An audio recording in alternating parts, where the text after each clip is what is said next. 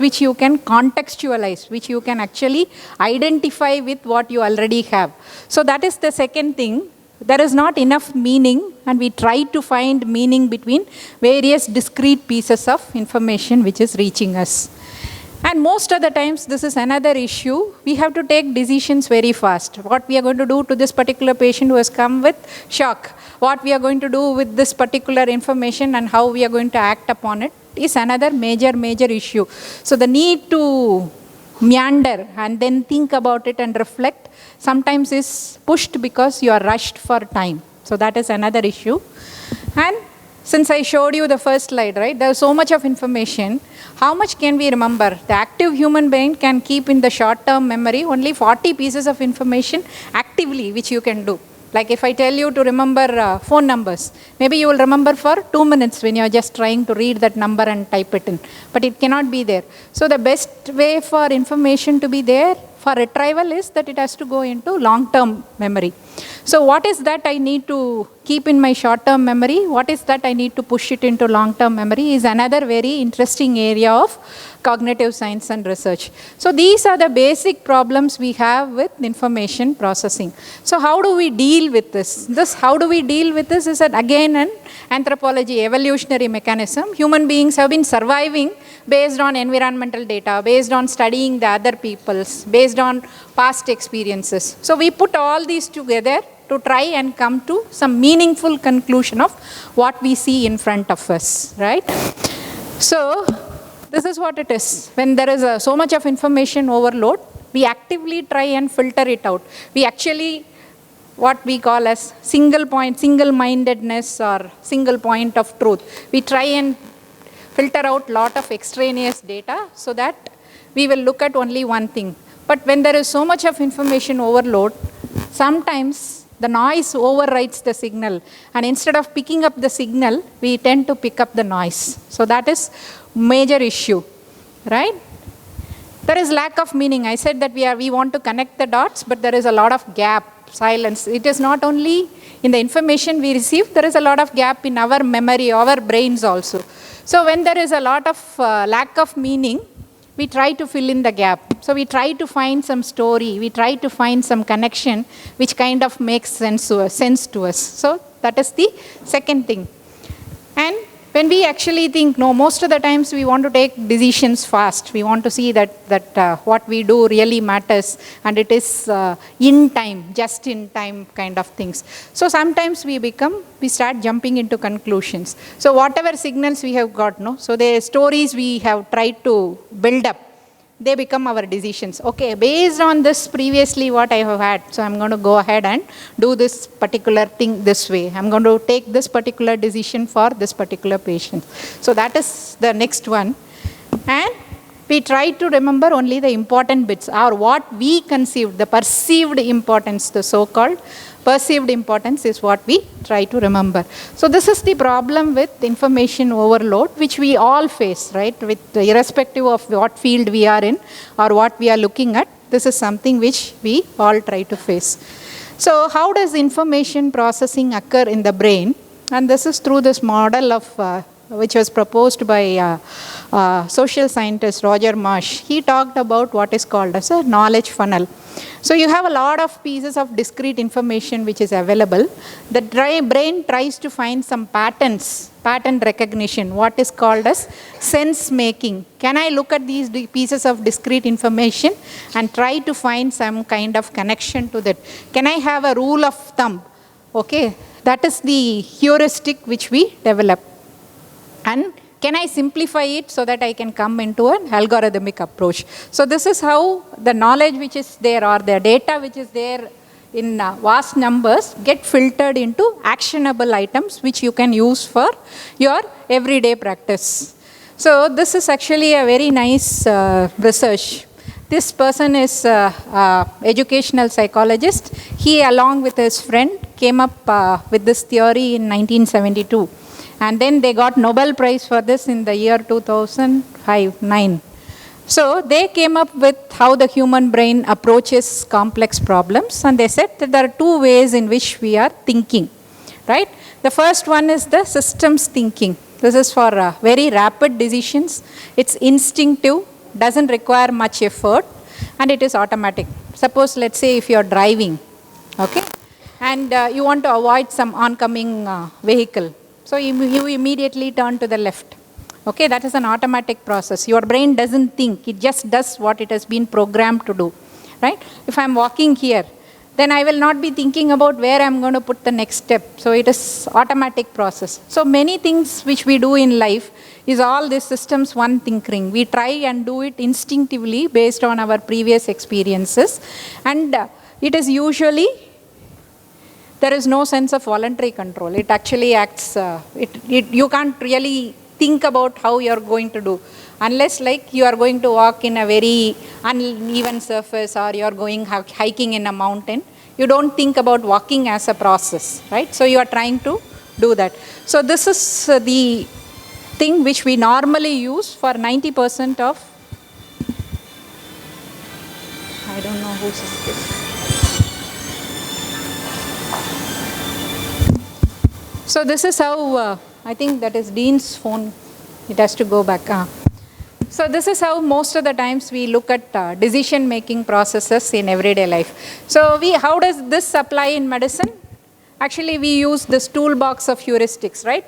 We use what is called as common sense. Okay, most of the times this is how it is. If you see an animal which has got 4 legs, it has got a tail which can run fast, most of the times it is horse you would think about rather than think about zebra. So you try and apply what is common.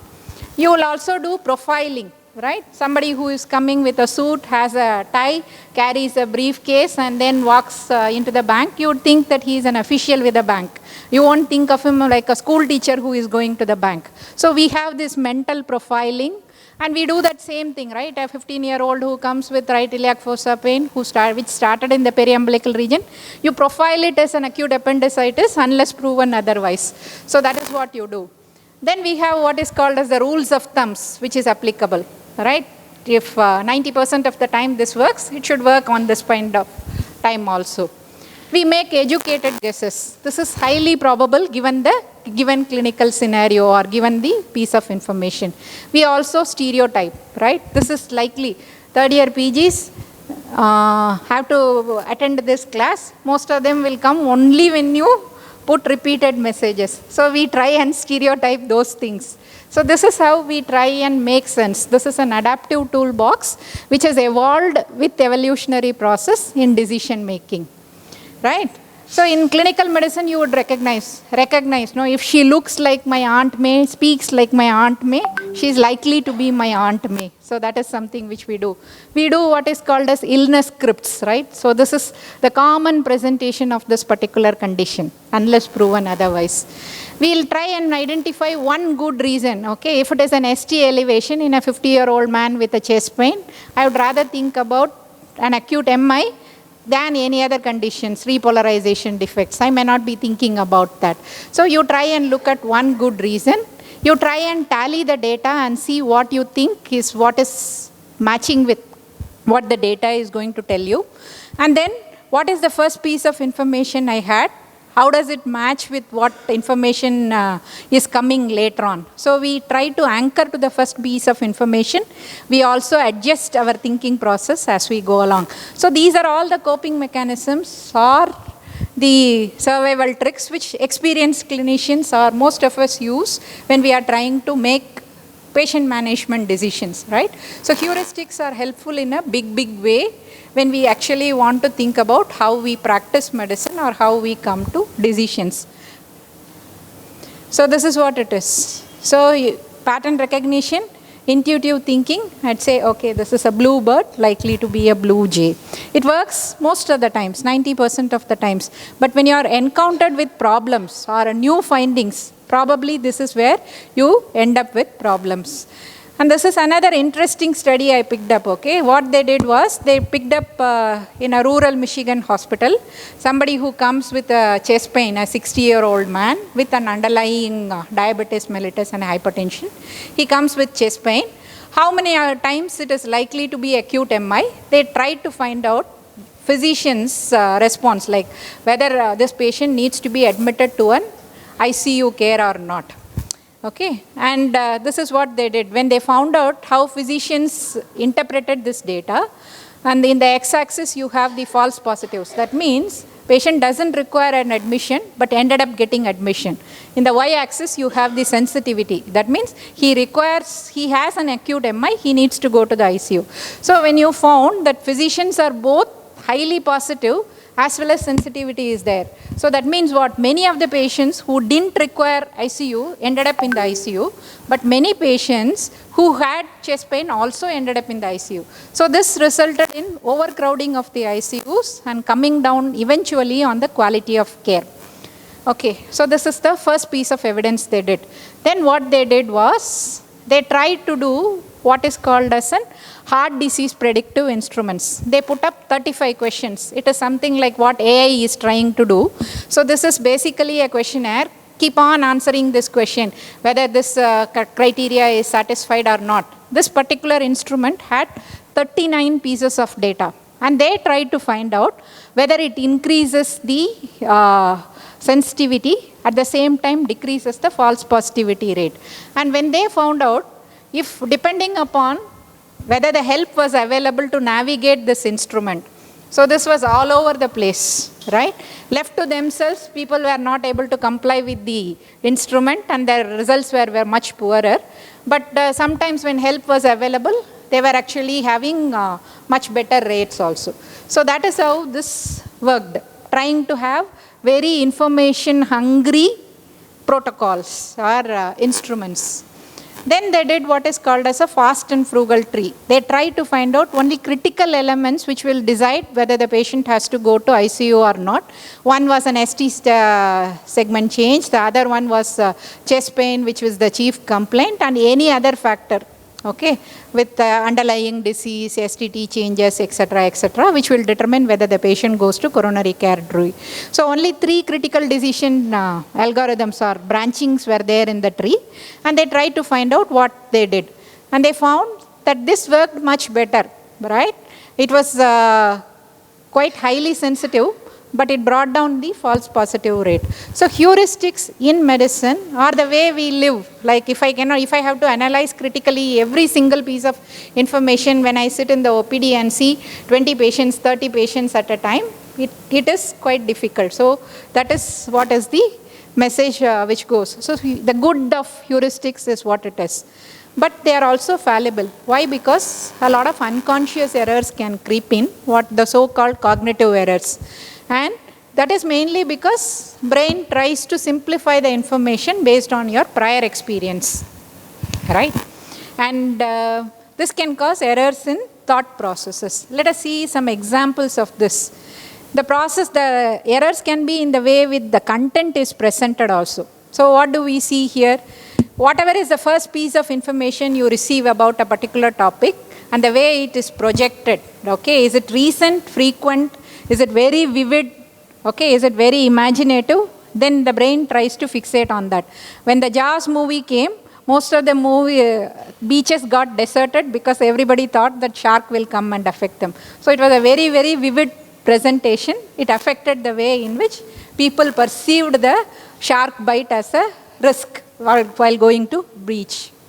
So this, if I actually contextualize to the recent COVID epidemic, we found that Taiwan, South Korea and all did much better when the COVID pandemic struck compared to many of the countries. That is because they recently had that, just before that they had the SARS virus infection pandemic which was there. So they were able, because of the recent memory, they were able to mount better responses. So the availability of information actually biases our thought. The second one is anchoring. The first ever piece of information which we see, you use this very often in sales people use this. No, instead of just saying this costs 300 rupees, they will put 500 rupees and they cut it down and say it has been brought down to 299 rupees. Then you would think, I have made a gain of 200 rupees based on this. So that is the anchoring bias which happens. So they actually did a very nice study. They found out populations where the clinical trial for COVID was introduced, their vaccine hesitancy was much less and acceptance of vaccine was much, much more, right? So that is how it gets translated when we consume information from media. And it also depends on how it is first presented. You can present it as a half full glass or half empty. You can say nothing ever happens in AVMC. You can say, no, we have trying to make an impact in AVMC. The way in which you present also makes an effort. And this also is bringing us to this question of halo effect. The first impression you make, the first opening slide of yours, the initial answer you write in your answer script. So that creates an impression and people tend to look at it. Okay, even if you have written gibberish after the first question, the examiner still thinks that you are a good student. So the halo effect, no? So it kind of blinds us to see what is in this. So the information, how the content is presented also is this. So many people know, like I saw this in a lot of this is given in how website design goes on or how social media design goes on. They try and get you catchy phrases, okay? Cure for COVID. Smoking prevents against COVID deaths. So that is some study they actually publicized based on what came. So this is how the content presentation makes a bias in what we do. The second thing is our ability to engage with the content. It is not just it is passive looking at the content. We also process it and we try to make of the content. Excuse me.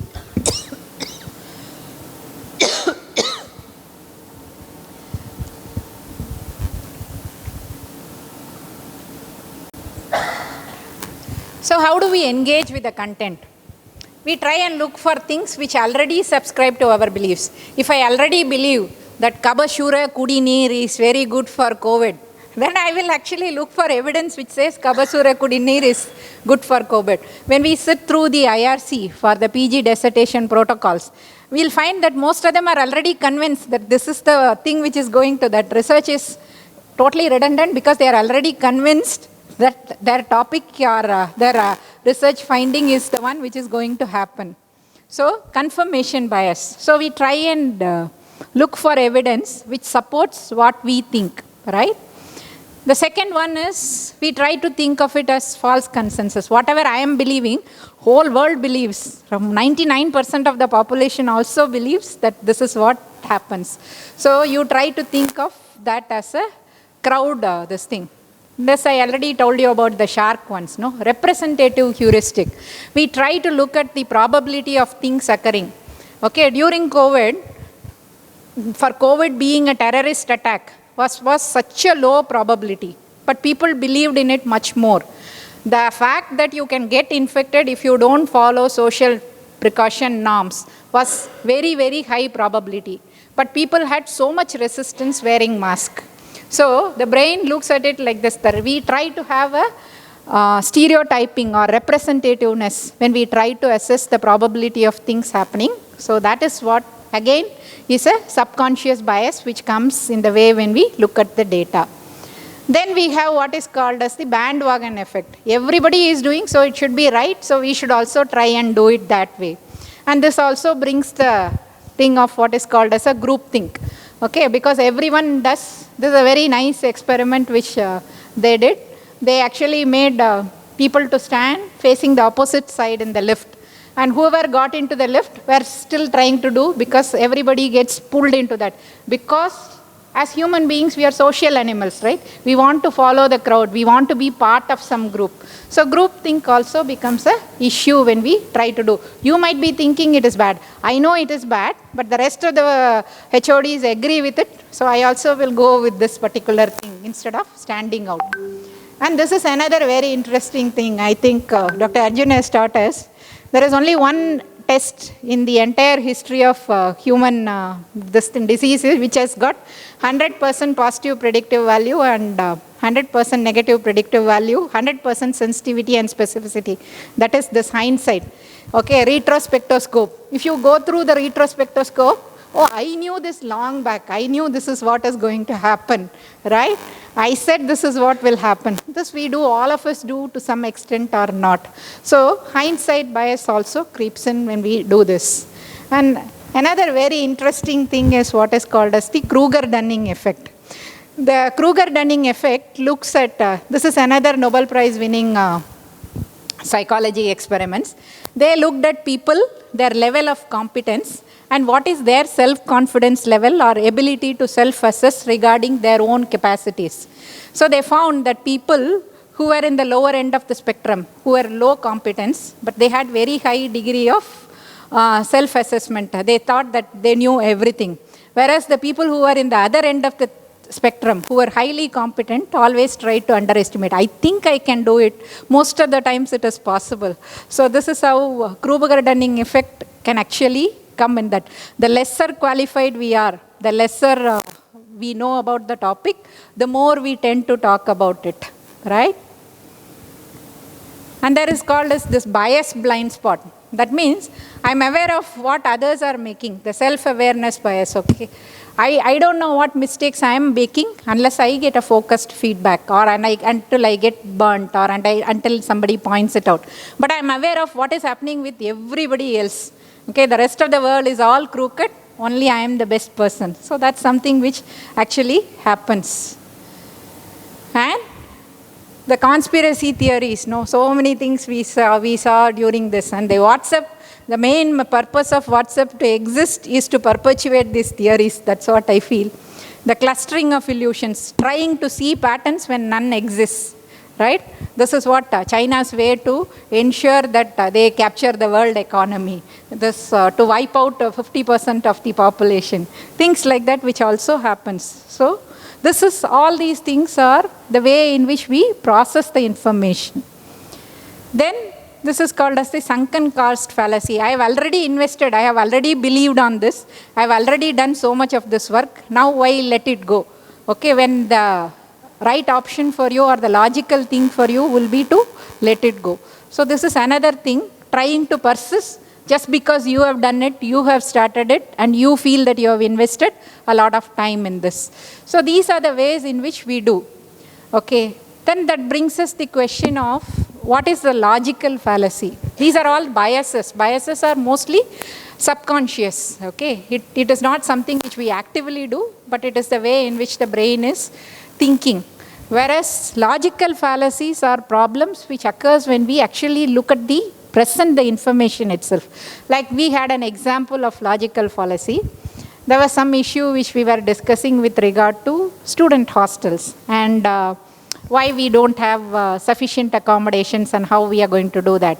So when this question was raised, so the response to it was like, we need to look at build more hostels and things like that. That is the plan of action which needs to be suggested.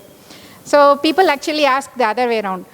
Okay, are you able to get enough classrooms? We are talking about hostels. The classic example we can say is, we changed the website layout last week. Now our footfall in the website has become very good. We increased the menu offering in the canteen. Now all students are flocking the canteen. So there may be an association, there may not be an association. So trying to actually cognitive bias is the way in which you perceive information, okay, subconsciously. Logical fallacy is there is a flaw in your reasoning process itself. It actually is not possible.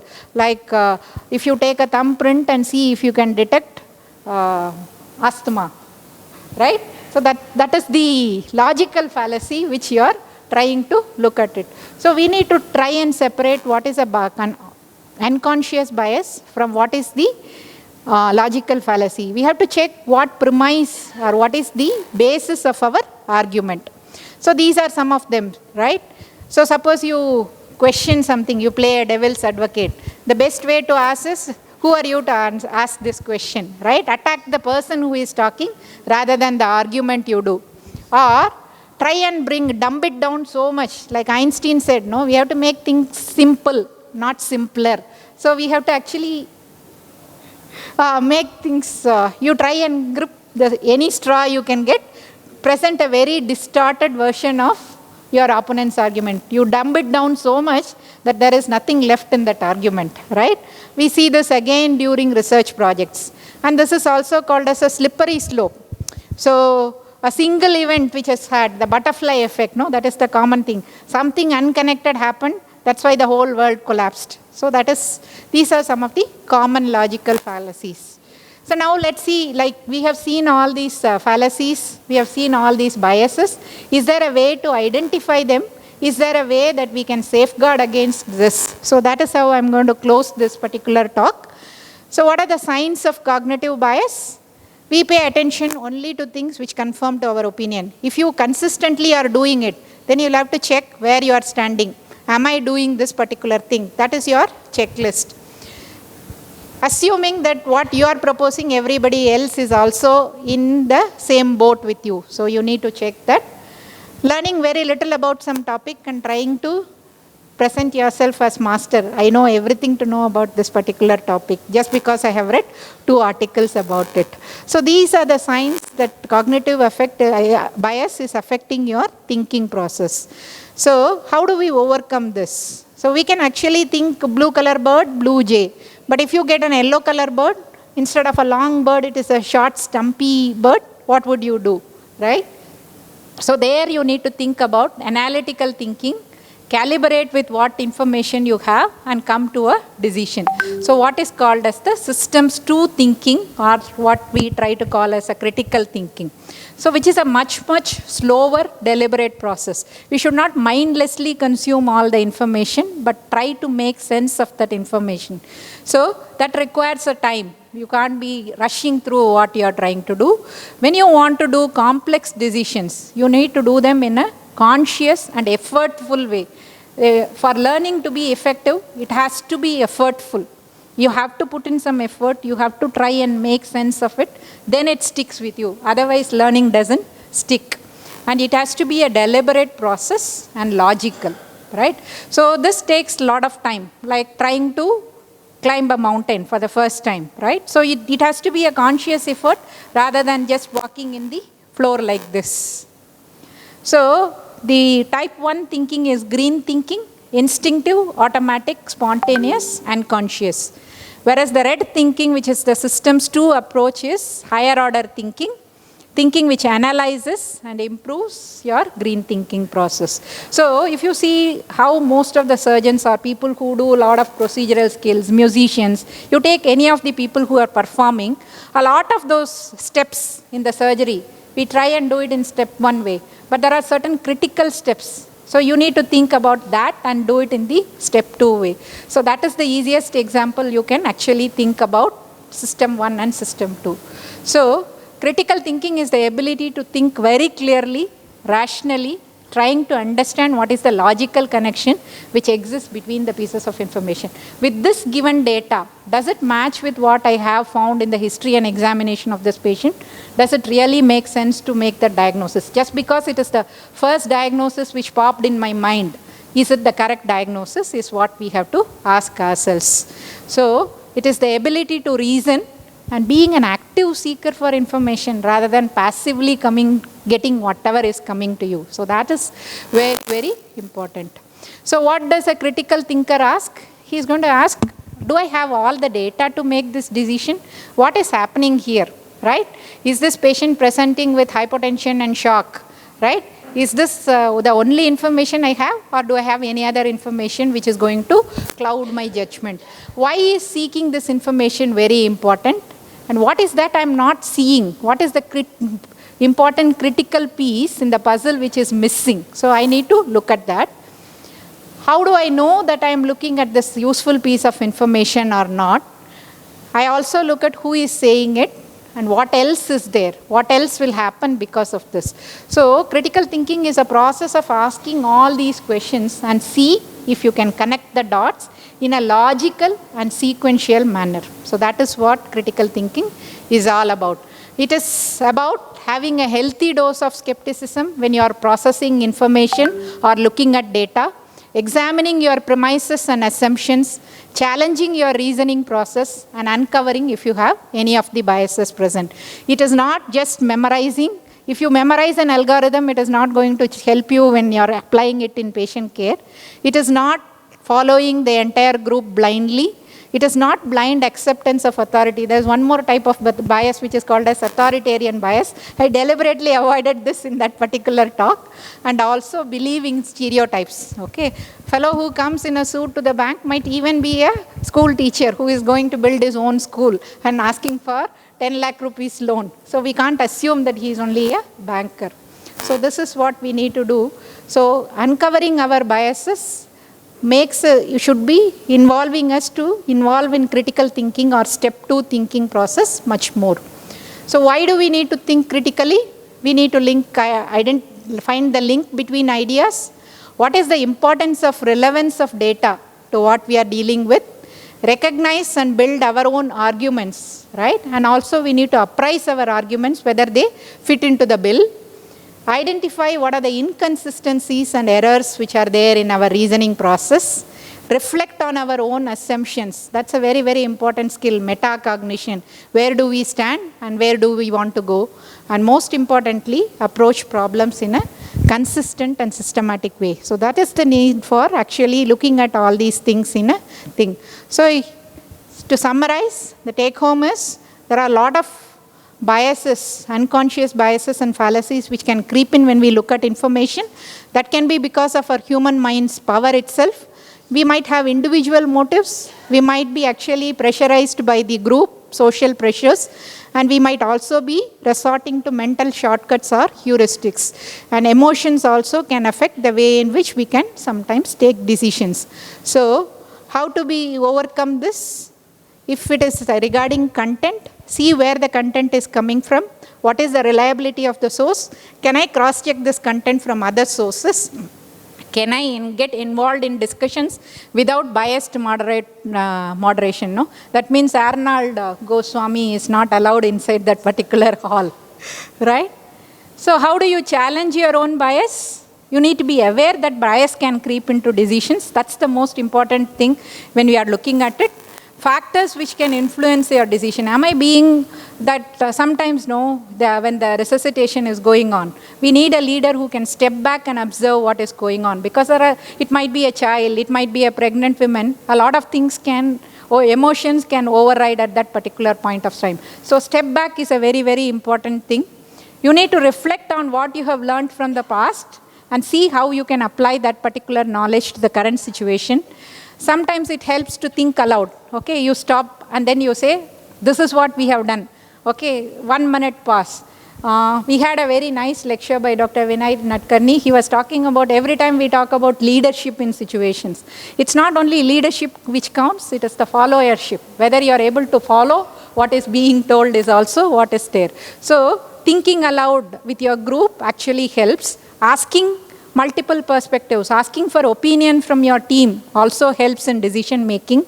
Always consider alternatives. One of the important things when we were actually told, when you are coming to any clinical decision, right? Never offer one single diagnosis. Think about possibility 2, possibility 3. Then you say, I'm ruling out this because of this, this, this. I'm ruling out this because of this, this, this. So have an open mind. Can't say that everything which is in the right iliac fossa pain is an acute appendicitis. So considering the alternatives, looking for any evidence which doesn't fit into your puzzle, right? Which is one odd piece which does not fit into the thing is what we need to look for. Seeking opinions from your team or external members. And most importantly, be aware that we all can make mistakes. And unless you are aware and you can reflect on it and improve yourself as you go along, we end up making the same mistakes. Like we can't do the things in the same way repeatedly again and again and expect different results to come every time we do it. So to do that, to change how we do things is what is called as practice-based learning and improvement. That is a very, very important concept for us to acquire. It's a learning skill and takes time to acquire that, but it needs to be built on so that you reach the level of competence which is enough to serve your patients and to ensure that there is quality of care. So I try to mix both critical information processing and how you can use this information processing into decision makings so that you can avoid this. Thank you very much for your this thing. And when I try to look at the evidence, these are my references. A lot of things is being written about it in the tech world. in how we consume media information. So there was some very interesting blog spot by NEJM. There's one more in Tech Target, which I found it to be very, very interesting and elucidative. Thank you very much.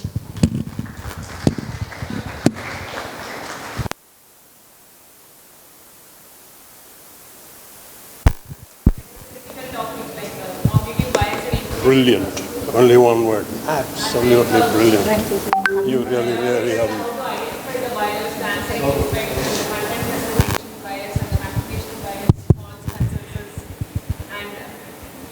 Finally, you have highlighted on how to do a critical thinking.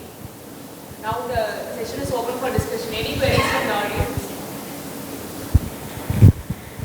If there are no queries, I will assume that either I reached across to everybody or no one got anything of what I said. I would also like to say hello to Geeta madam.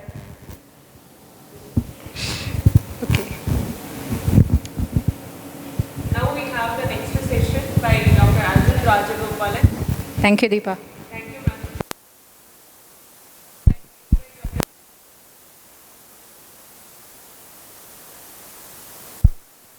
Deepa, can I ask Arjun sir also to join?